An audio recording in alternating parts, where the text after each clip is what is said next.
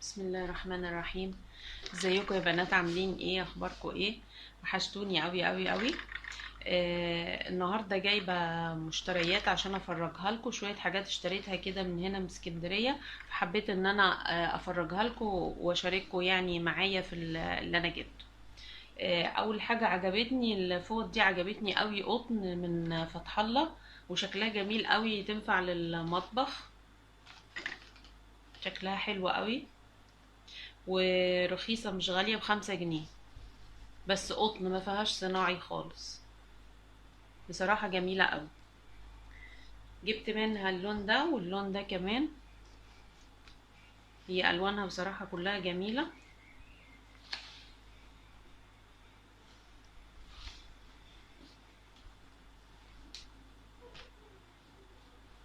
والشكل ده كمان، ده فيه كده زي معالق وشوك.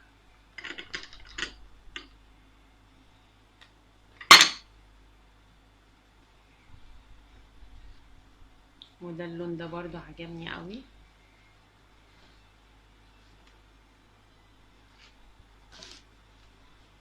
اللون حلو قوي. كل دول ب5 جنيه، برغم ان انا اشتريت كنت من القاهرة الفوط دي الواحدة ب5 جنيه، بس مش قطن، يعني داخل فيها صناعي خالص، مش بتنشف حلو، كانت ب5 جنيه الواحدة. لكن التانية بصراحة جميلة جدا. أنا مش عارفة هي شركة ايه،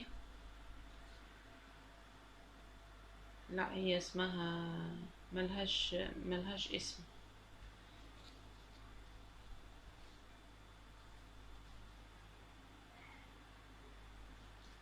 السعر مداري على الاسم بتاعها عشان حتى اعرف هي مصري ولا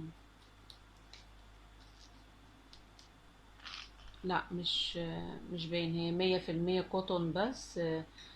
كانتري كلاب، كانتري كلاب.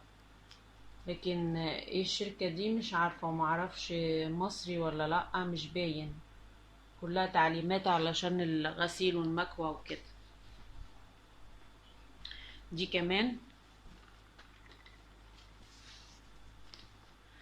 دي تقريبا كانت ب4 جنيه ونص، بس جميلة برضو قوي،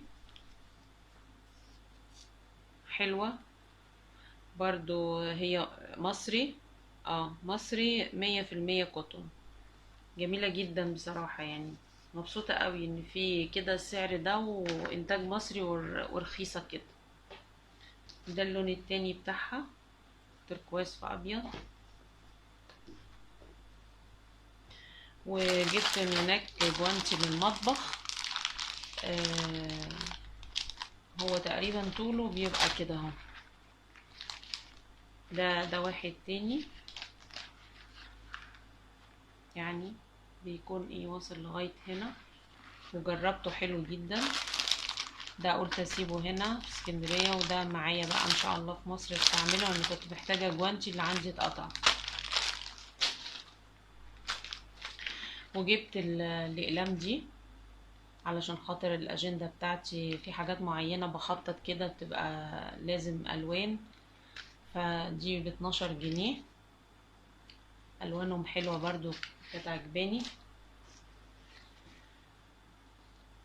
وجبت الفرشة دي الفرشتين جوا بعض بيتخلعوا، هي صيني،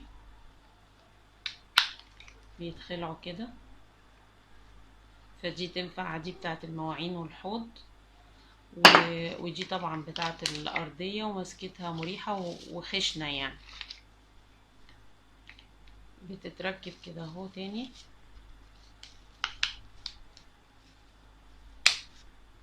كده اهو، فحلوة اوي.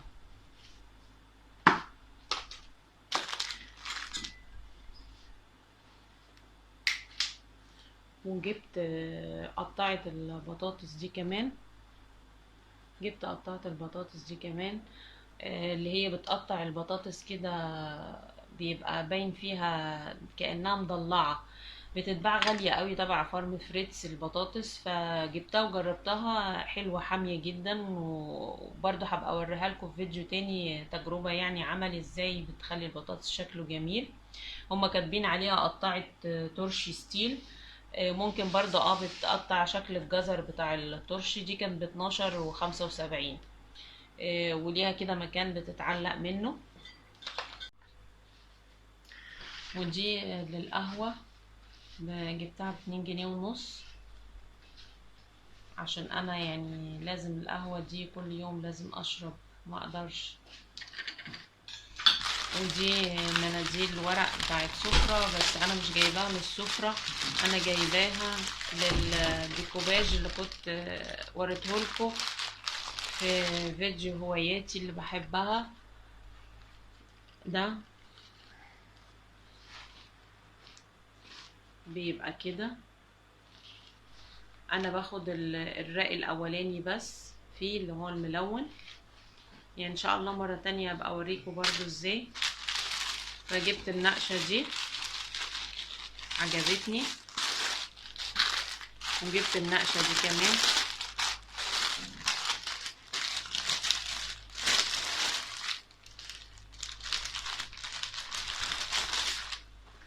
النقشة دي برضو شيك قوي، شكلها جميل قوي.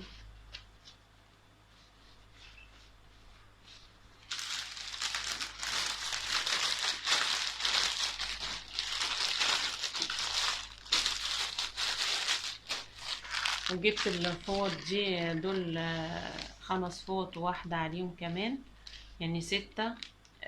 هي مرسوم عليها ان هي بتنشفي بيها الحوض، تنشفي بيها الاطباق. هو الراجل قال لي في واحدة جربتها بتشكر فيها وبتقول كويسة جدا. اوريكم شكلها. عفوا.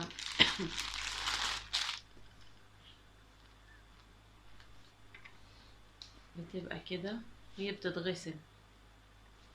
مش عارفة بقى كلامهم صح ولا لا، انها بتتغسل في الغسالة ممكن يجرالهاش حاجة، او على الايد برضو ميجرالهاش حاجة.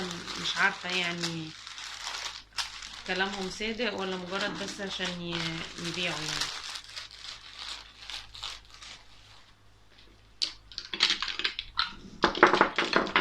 وجبت الاطباق دي من فتح الله برضو، الواحد ب2 جنيه.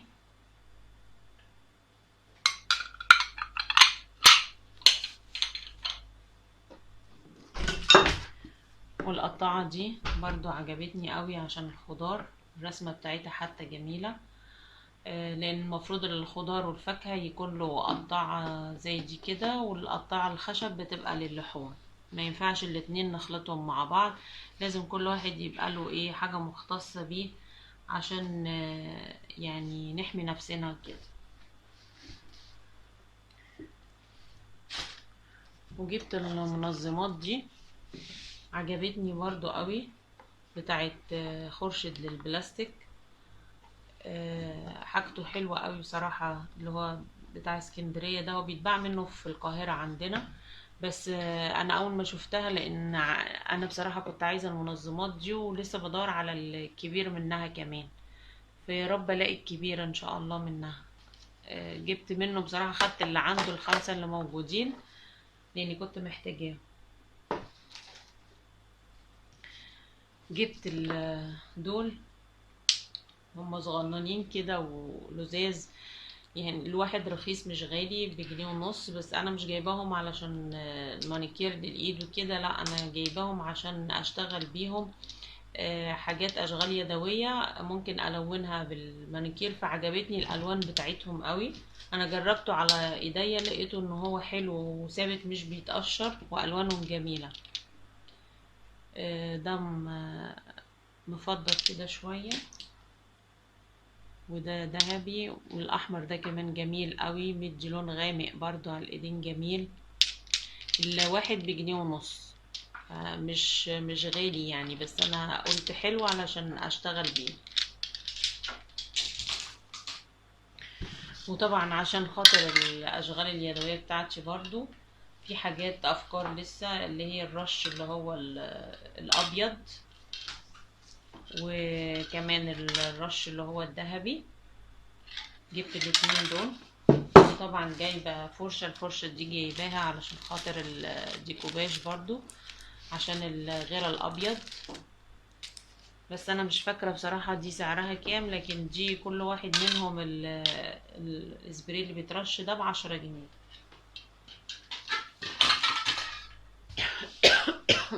عفوا. ودي ازازه زيت زيتون، بس بصراحه جميله جدا، نوع اسمه روز جاردن، كان فتح الله، بس عجبتني قوي قوي بصراحه، طعمها جميل جدا، عملت بيها اكلات كتير. الازازه دي كان نازل عليها عرض، كان ب15 جنيه، هي 250 ملي. بس فعلا يعني روز جاردن دي منتجاتها كلها، يعني هي بتنتج كل حاجة، كل ما تتخيلوه للبيت بينتجوه. فأنا جربت ده، وجربت المكرونات بتاعتهم برضو حلوة، هي تقريبا تركي، بس هي بيصنعوا لهم خط إنتاج ليهم لشركة فتح الله. جبت كمان دي. لا، الأول نكمل من عند فتح الله عشان ايه ما تشتتوش معايا. جبت الشواية دي، الشواية دي كانت ب45 جنيه، مش فاكرة 40 أو 45، بس السعر ده مش واضح يعني، لأن أنا عندي شواية كهرباء، وكنت حقيقي محتاجة واحدة من دي، لأن الشواية الكهرباء ما فيهاش زي دي ليها قفلة، لا مسطحة وواسعة، فكان أحط عليها شوية أي حاجة ممكن إن هي تقع مني، يعني تقع في المية اللي هي بتبقى محطوطة في الأرضية تحت، فدي كنت محتاجاها حقيقي يعني، فأخيرا جبتها.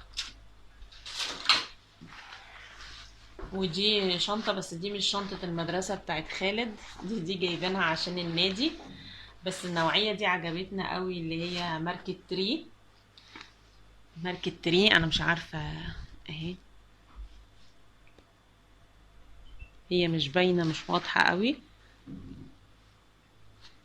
كده اهو يمكن، بس جميلة نوعيتها، جربت منها السنة اللي فاتت، وهي طبعا غليت، السنة اللي فاتت كانت شاريها ب35 جنيه، كانت رخيصة جدا، السنة دي بقت ب55. هي فيها سوستة هنا كده جيب،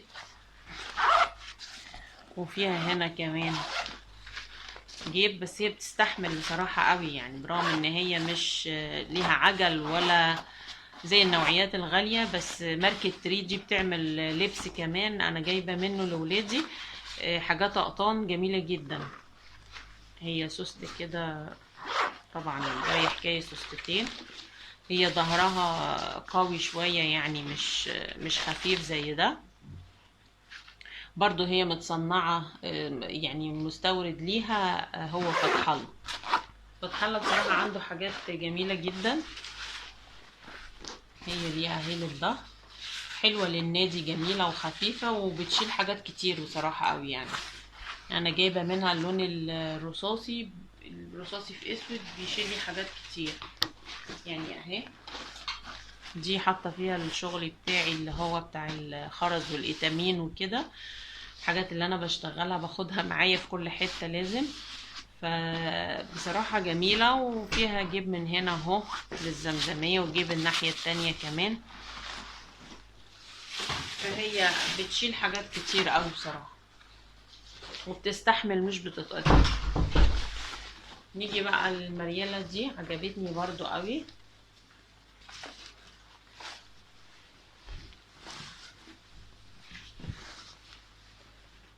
شكلها جميل، عاملة زي ما يكون واحد لابس فستان،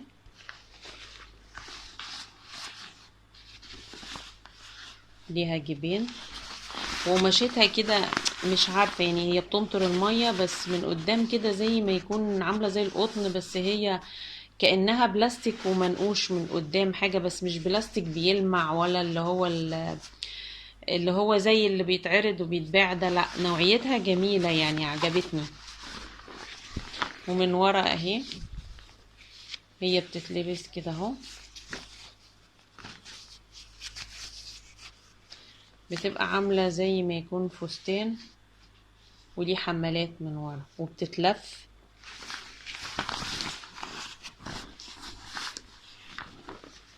بتتلف وتربط برباط، فايه جميلة. دي كانت ب10 جنيه، بس نوعيتها حلوة اوي يا بنات.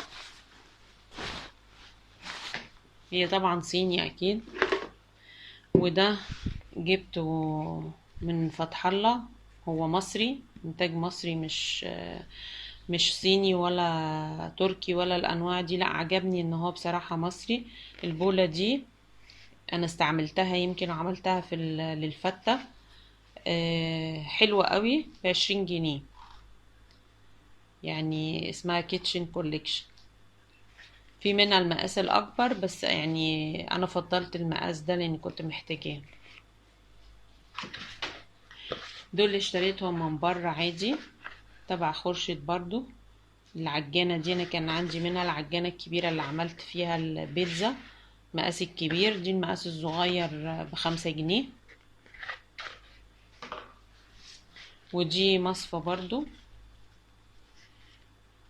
دول انا جايباهم هنا الاسكندرية، يعني جايبة الحاجات التلاتة دول الاسكندرية. في حاجات تانية بقى هاخدها معايا ان شاء الله.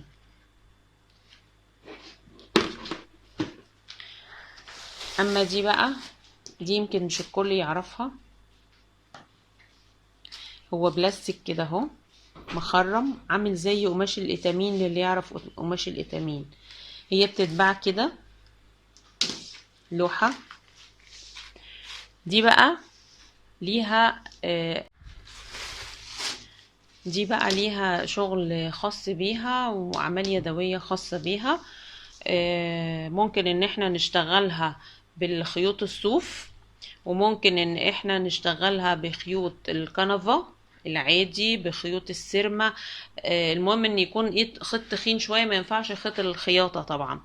بنعد المربعات اللي فيها بالظبط زي المربعات اللي بنشوفها في الرسمة، وبنعملها لوحة، بتكون لوحة جميلة. ممكن ان هي نقص منها ونقسمها، وممكن نخليها زي ما هي، بس انا مش عايزة ابوظها لان الحرف بتاعها معمول ان هو جاهز كده اهو. هو كان في منها مقاسات بس انا اخترت المقاس ده. وفي منها كمان بيتباع بيبقى قطرة شوية، ده بلاستيك ناشف. التاني بيبقى قطرة شوية، فانا سألته قلت له كان قطعة زي دي او اكبر شوية. قلت له المتر منها بكام؟ قال لي ب45. فقلت له ليه كده غالية يعني؟ قال لي اصل دي اللي بيتعمل منها السجاجيد والمشيات.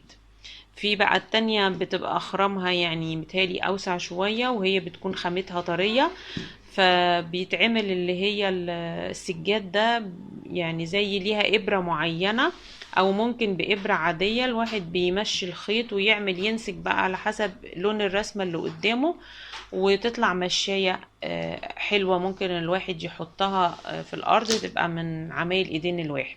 اما دي فدي بتبقى لوحة. يا رب يعيني يا رب ان شاء الله بقى مع الدراسة، والاقي وقت وتستحملوني ان انا معلش هاخد وقت الدروس اللي انا بحاول ان انا اقولها لكم دي، يعني اللي انا اعرفه اعلمه لكم. لان طبعا ايام الدراسة بيكون العملية صعبة يعني، والوقت ضيق. باقي معايا اخر حاجة، دي مطبقية جبتها للحوض بس جايباها لهنا يعني. بس انا ما ركبتهاش بصراحة، يعني قلت خلاص انا ماشية ان شاء الله باذن الله بكرة كده، يعني ادعوا لي اوصل بالسلامة ان شاء الله. ممكن الفيديو يتعرض لكم بعدين. هي دي الجناب بتاعتها، بتبقى الجناب بتاعتها كده.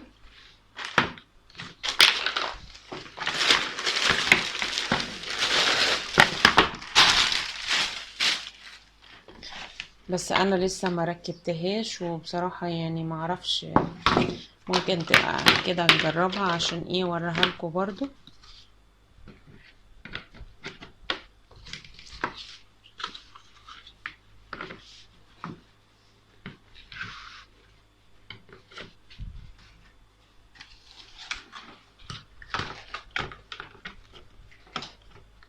هي ليها طبعا تركيبة معينة، بس انا ايه يعني كعموما بتبقى هي هيكلها كده، لان انا مش عارفة اظبطها. هنا بيتحط معالق شوك سكاكين الناحية التانية كذلك. وطبعا الصينية دي تحتي عشان يتصفى فيها المية. فهي جميلة، كانت دهاني ب38 جنيه. اهي شكلها لما بتتعمل، شكلها طبعا جميل قوي، عجبني. انا اكتشفت انها تبع خورشيد، انا بصراحة ما كنتش اعرف، يعني بصراحة حاجة خورشيد كلها جميلة جدا وبتعجبني قوي. ودي يا بنات كانت المشتريات بتاعتي بتاعت شهر 8 وشهر 9. يا رب تكون عجبتكم ان شاء الله، وتكون حاجات فيها حاجات ممكن ان هي مفيدة حد يشتري زيها. اشوفكم بقى في فيديو جديد ان شاء الله. وادعولي ان شاء الله اوصل بالسلامة كده بإذن الله. وسلام عليكم، مع السلامة.